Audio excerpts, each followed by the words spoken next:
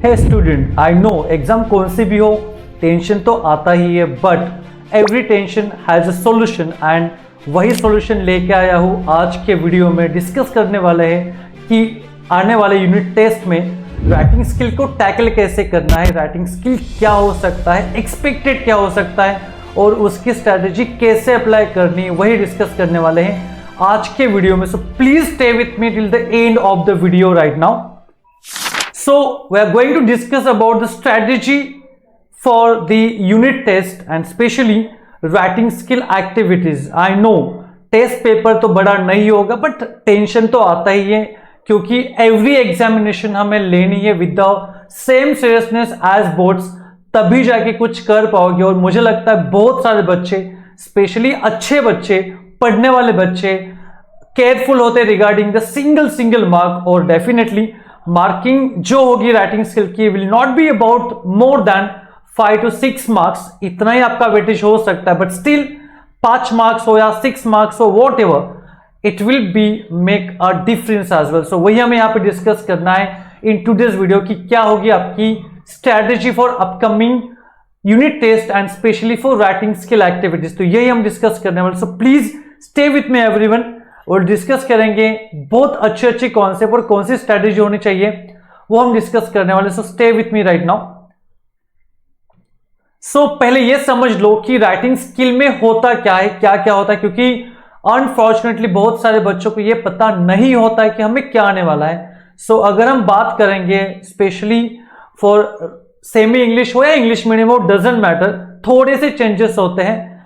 तो डिस्कशन यही भी करेंगे क्योंकि अलग अलग राइटिंग स्किल्स होती है। हम डिस्कस करेंगे कि 25 मार्क्स का टोटल राइटिंग स्किल सेक्शन आता है बोर्ड्स के लिए, बट उसमें से ही कुछ ना कुछ हमें आएगा, तो क्या एक्सपेक्टेड हो सकता है। So I will put all my experience to guide you with the same as well.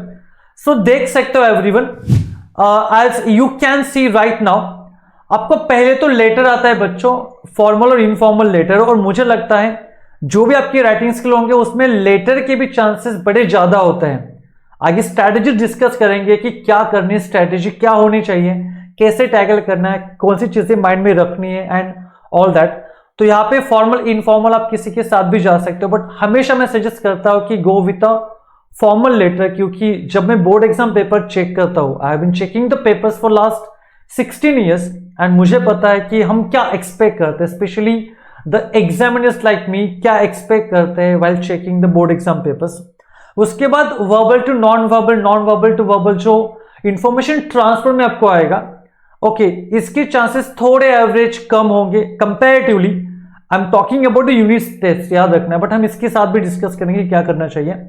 उसके बाद देख सकते हो स्पीच राइटिंग। अभी देखो ये दोनों टॉपिक है ना, क्वेश्चन 5, 6 जो भी है ये सेम होगा, सेमी और इंग्लिश मीडियम के लिए, डजंट मैटर, कोई चेंज नहीं होगा।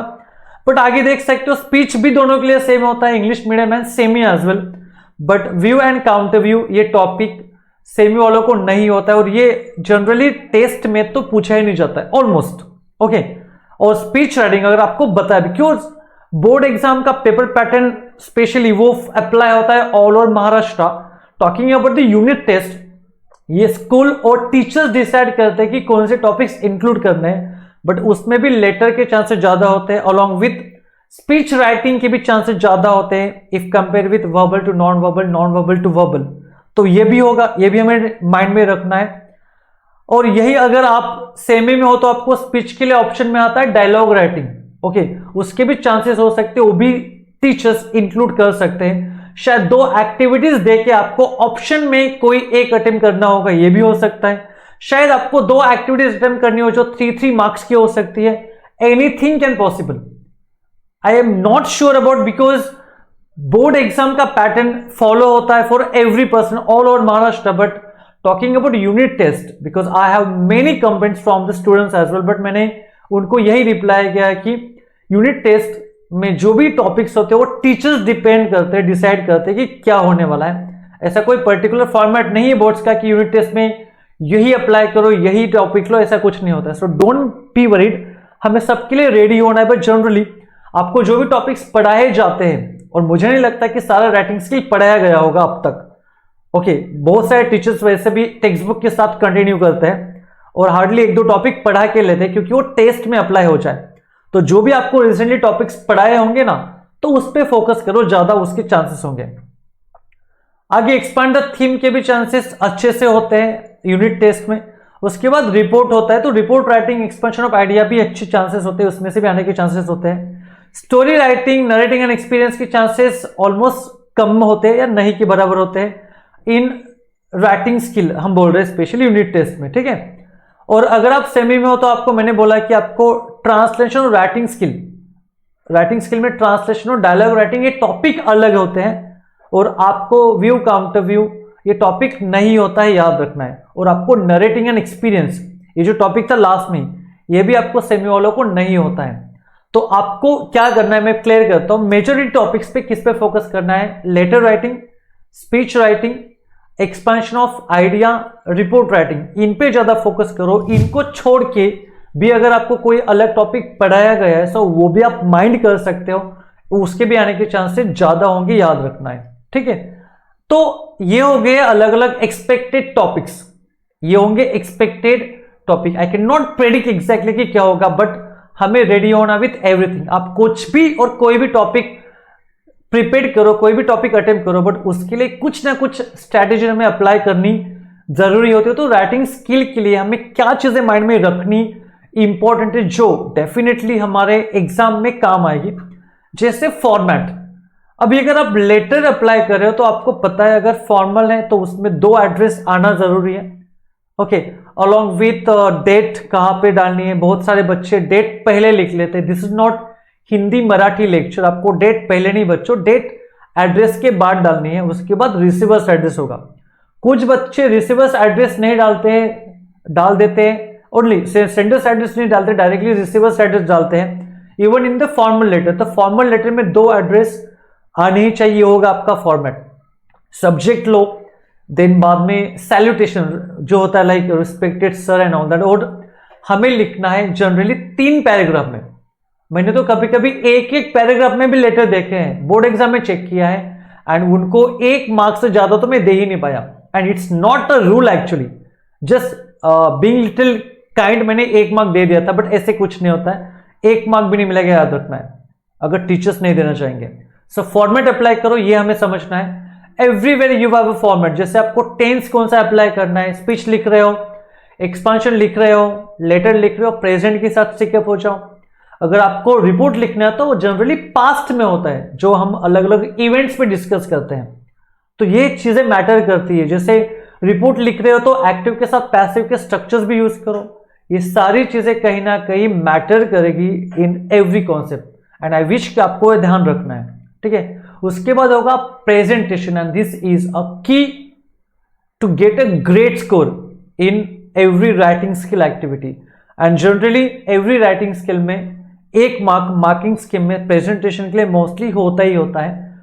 और जनरली हम डेफिनेटली ना, अगर हम मार्केट में भी जाते हैं, जो वेजिटेबल जो फ्रूट्स फ्रेश लगेंगे हम वही लेंगे बेटा। तो प्रेजेंटेशन जो अच्छा होगा will definitely get the benefit, और वही बेनिफिट हमें यहां पे लेना है, याद रखना है, डोंट फॉरगेट दैट, ठीक है। तो प्रेजेंटेशन प्रॉपर होना चाहिए, नीट एंड क्लीन होना चाहिए, मार्जिन्स प्रॉपरली ड्रॉ होनी चाहिए, कट्स अवॉइड करो, ओवर राइटिंग नहीं होनी चाहिए, ओके। पॉसिबली एक ही इंक यूज करो, ज्यादा हाईलाइट मत करते बैठो, नहीं तो बहुत बच्चे लेटर में भी अंडरलाइन करते बैठते हैं, ओके। हर जगह में अंडरलाइन नहीं करना बेटा, एक्सपेंशन ऑफ आइडिया तो उसमें ठीक है कर सकते हो, और अगर कट हो रहा है तो सिंगल कट करो। ऐसे जैसे अगर मुझे सपोज यहां पे देखो, एक एग्जांपल देता हूं, अभी मैंने देखो राइटिंग को सिंपल ऐसे कट किया है, और देखो ये भी कट होता है, तो इमेजिन करो कौन सा कट बेटर लगता है। आई एग्री दैट कि कोई इतना परफेक्ट नहीं होता है, बहुत सारे बच्चों को तो पूरे पेज पे 10-10 12 ऐसे कट्स भी होते हैं, ऐसी भी गलत आदत होती है, इतना तो डेफिनेटली रॉन्ग है बेटा, प्रेजेंटेशन कंप्लीटली वाट लग जाएगी, याद रखना। तो हमें ये नहीं करना है, अगर कट होता है तो हार्डली 1 या 2, 1 और मैक्सिमम 2 ऑन अ पेज, और single cut. While checking the board exam papers मैंने देखा, because I check papers mostly from Mumbai university, तो वहां के जो बच्चे होते हैं ना, जनरली याद रखना, तो मैंने देखा है, मुझे भी अच्छा लगा एक्चुअली, पेंसिल से सिंगल कट करते हैं, लुक्स वेरी बेटर, और इतना वेयर नहीं लगता है, याद रखना है। तो आप ये कर सकते हो। वर्ड लिमिट्स याद रखो, जैसे मैंने बोला 3 पैराग्राफ्स रखना है। ओके, एक्सपेंशन ऑफ आइडिया तो आपको 1.5 पेज लिखना मैंडेटरी, अच्छा होगा, बेटर। रिपोर्ट राइटिंग तो इवन 1 पेज से भी पहले कम होगा।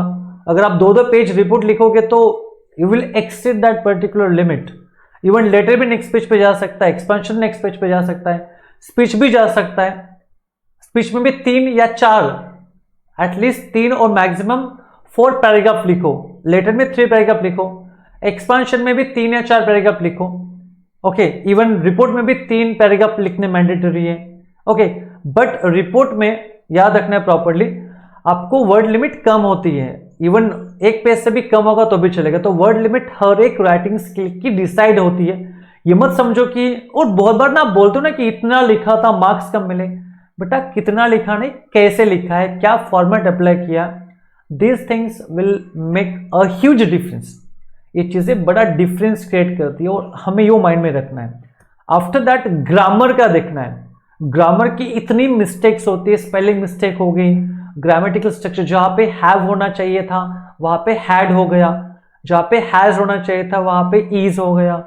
तो these are the changes in verbs, mistakes with verbs, grammatical errors. तो प्लीज प्रेजेंटेशन को देखो, ग्रामेटिकल एरर्स अवॉइड करो। ओके, डेफिनेटली स्पेलिंग मिस्टेक को आपको डराया जाता है कि स्कूल में भी होता है कि एक स्पेलिंग मिस्टेक होती है तो आधा मार्क्स कट हो जाता है, ऐसा ज्यादा नहीं होता है। पूरे पेज पे एक आध दूसरी स्पेलिंग मिस्टेक समझ सकते हैं, नॉट मच, नहीं तो हर दूसरी लाइन पे स्पेलिंग मिस्टेक्स, दूसरी लाइन पे spelling mistake, so it will not be accepted. अगर होती है स्पेलिंग मिस्टेक तो make it, keep it control. पूरे पेज पे 1 या 2 तो उसको थोड़ा इग्नोर किया जा सकता है। टीचर्स भी डेफिनेटली आपके बारे में सोचते हैं, बट अच्छा लिखोगे तो format, presentation, word limits, grammar, यही चारों पॉइंट हमें माइंड में रखना है for attempting any writing skill activity. So generally focus करना है letter writing, speech writing, expansion of idea, report writing, ये मेजॉरिटी टॉपिक्स आते हैं। 2 टॉपिक ज्यादा से ज्यादा आपको दिए जाएंगे, वो भी mostly option for each other. अगर 2 देने हैं या 3 में से 2 देने हैं तो फिर आपको 3-3 मार्क्स के होंगे, बट 5 to 6 मार्क्स ही उसका वेटेज होगा। वैसे भी आपका टेस्ट 20 मार्क्स का होता है बेटा, इतना तो नहीं होता है।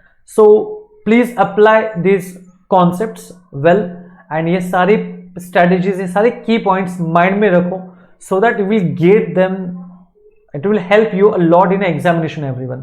So I hope you got some ideas what should be your strategy. और जो भी आपको रिसेंटली टॉपिक्स पढ़ाए गए होंगे, thinking about the test and all, बहुत बार टीचर बता भी देते हैं कि कौन से टॉपिक एक्सपेक्टेड है, तो उन पे फोकस करना बेटर होगा। बट वाइल फोकसिंग और वाइल अटेम्प्टिंग देम, इन चारों चीज़ों को इग्नोर नहीं करना है, format, presentation, word limit and grammar, and definitely आप देखोगे आपके मार्क्स कैसे बेटर होंगे। ठीक है everyone, so I hope you enjoy this, and कल हम मस्त एक मैराथन सेशन लेने वाले of grammar, hope you will join us. Thank you everyone.